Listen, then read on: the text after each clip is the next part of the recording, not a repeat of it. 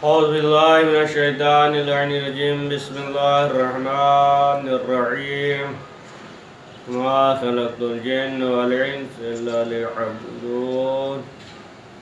قرآن مجید میں ارشاد ہو رہا ہے کہ ہم نے جن اور انس کو صرف عبادت کے لیے خلق کیا، مقصد خلقت عبادت ہے۔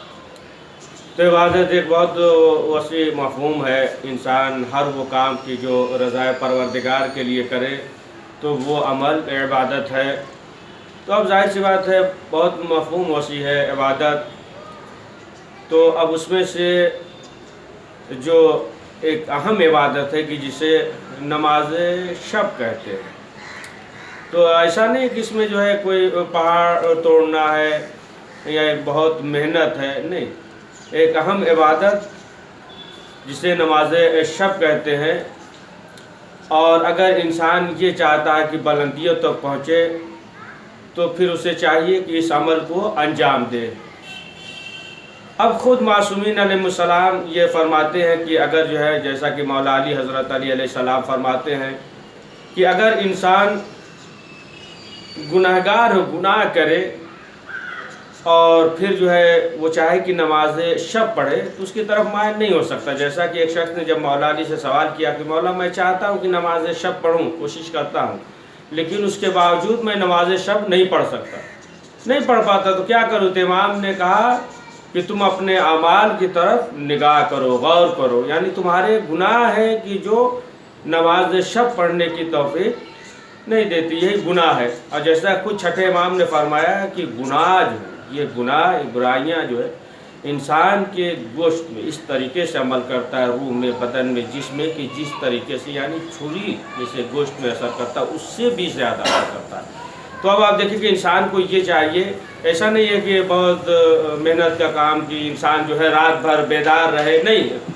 سوئے اطمینان سے سوئے اور صبح کی اذان سے 1 گھنٹہ پہلے بیدار ہو جائے اور وہ نماز شب پڑھے۔ اب جیسا کہ دیکھیں کہ روایت میں یہ ملتا ہے، رسول اسلام سے یہ روایت ہے کہ جناب جابر بن عبداللہ انصاری سے کہا تھا کہ دیکھو، یعنی ہمارے بعد، یعنی رسول اسلام کے بعد اگر کوئی مرتبے میں بلندی میں ہے تو جناب ابراہیم ہے۔ تو رسول اسلام نے کیا فرمایا؟ کہا کہ جناب ابراہیم یہ جو خلیل خدا ہوئے ہیں نا، خلیل خدا، تو 2 کام کی وجہ سے 2 کام کرتے تھے۔ ایک فقراء کو کھانا کھلاتے تھے اور دوسرے شب میں نماز پڑھتے تھے، ہے نا، شب میں نماز۔ جیسا خود جناب موسیٰ کے لیے حکم ہوا کہ اے موسیٰ اپنی قبر کو، اندھیری قبر کو جنت بناؤ، ہے نا، تو جب سوال کیا کیسے، تو آواز آئی کہ شب کی تاریکی سے استفادہ کرو، ہے نا، یعنی شب کی تاریکی میں نماز پڑھو۔ اب آپ دیکھیں یہ شب، یہ رات جو ہے، انسان جو ہے تمام دنیاوی کاموں سے کٹ جاتا ہے نا، اس کے بعد اگر عبادت کرے، آپ دیکھیں تمام جو ہے اہم چیز ہے نا، سبحان الذی اسری بعبدہ اللیل من المسجد الحرام الی المسجد الاقصی، ہے نا، کہ رات کے تاریکی کا ذکر ہو رہا ہے، مسجد حرام سے مسجد اقصی تک لے گیا، ہے نا، پاک وہ ذات۔ آپ دیکھیں تو رات کے، شب برات رات، ہے نا، مثلا شب معراج، یہ تمام چیزیں جو ہے، شب قدر، شب کا ذکر، رات، لیل۔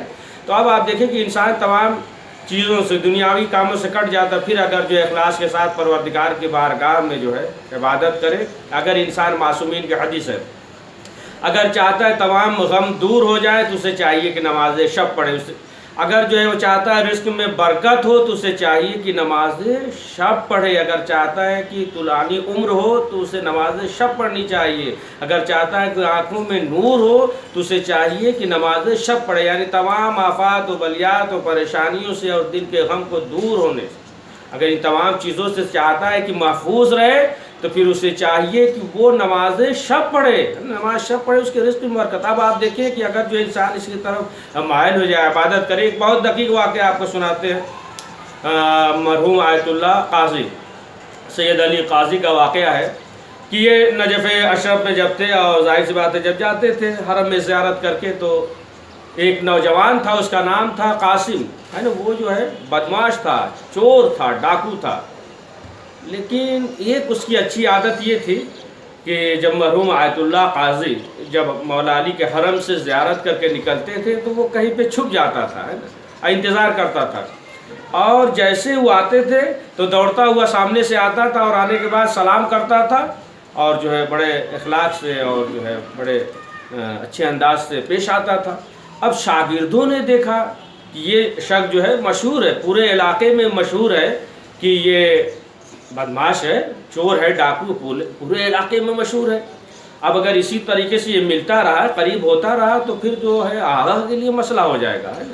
تو اب لوگوں نے کہا، مرحوم آیت اللہ قاضی سے کہا کہ یہ جو ہے پورے معاشرے پورے محلے میں بدنام ہے، بدماش ہے، چور ہے، ڈاکو ہے، اور آپ سے ملتا ہے، آپ اس سے ملاقات کرتے ہیں، بات کرتے ہیں، تو ایسا نہ ہو کہ مثلا جو ہے اس کا غلط اثر پڑے۔ لیکن مرحوم قاضی نے کوئی توجہ نہیں دیا، وہ شخص جو ہے ملتا رہا، یہاں تک کہ ایک روز انہوں نے کہا، مرحوم آیت اللہ قاضی نے کہا کہ یہ بتاؤ کہ تم سے ہم ایک کام کہیں گے تو وہ کام کرو گے؟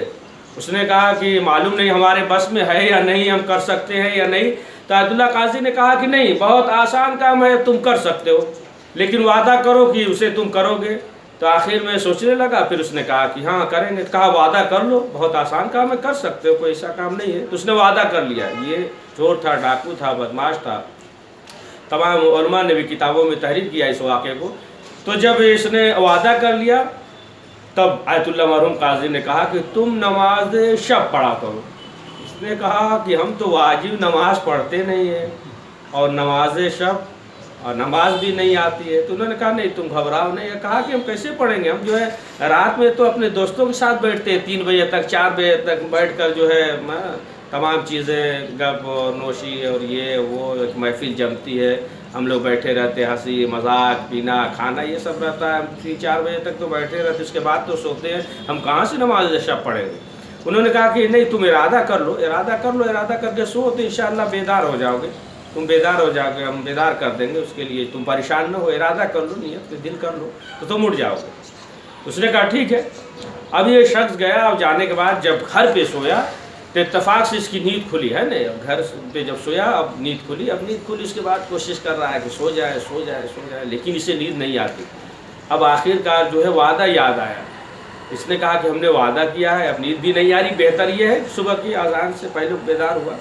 اب یہ جیسے ہی اپنے کمرے سے باہر نکلا ہے نا، آنگن دالان صحن تھا، اس میں حوض، اب جیسے ہی نکلا اب اس میں دیکھا کہ چاند کی روشنی، اور اس نے بھی دیکھا، اس کے بعد وضو کیا۔ اب وضو کرنے کے بعد یہ سوچنے لگا کہ ہم جو ہے مصلی پہ جا رہے ہیں، کس کی بارگاہ میں حاضر ہونے جا رہے ہیں، ہم جو اتنے بڑے گنہگار ہیں، خطا کار ہیں، کتنے چوری کیا، جان مارا، یہ کیا وہ کیا، اتنے بڑے گنہگار، اور رات کے وقت شب کی تاریکی میں اس کی بارگاہ میں جا رہے ہیں۔ اب جو ہے پشیمان ہوا، سوچنے لگا، اب یہ رونے لگا ہے نا، اور یہاں تک کہ پھر جو ہے اس نے جو ہے اس عبادت کو انجام دینا شروع کیا، پروردگار کے بارگاہ میں توبہ کیا، استغفار کیا۔ اب یہ جو ہے لوگوں میں ولی کے نام سے مشہور ہو گیا، سمجھے آپ؟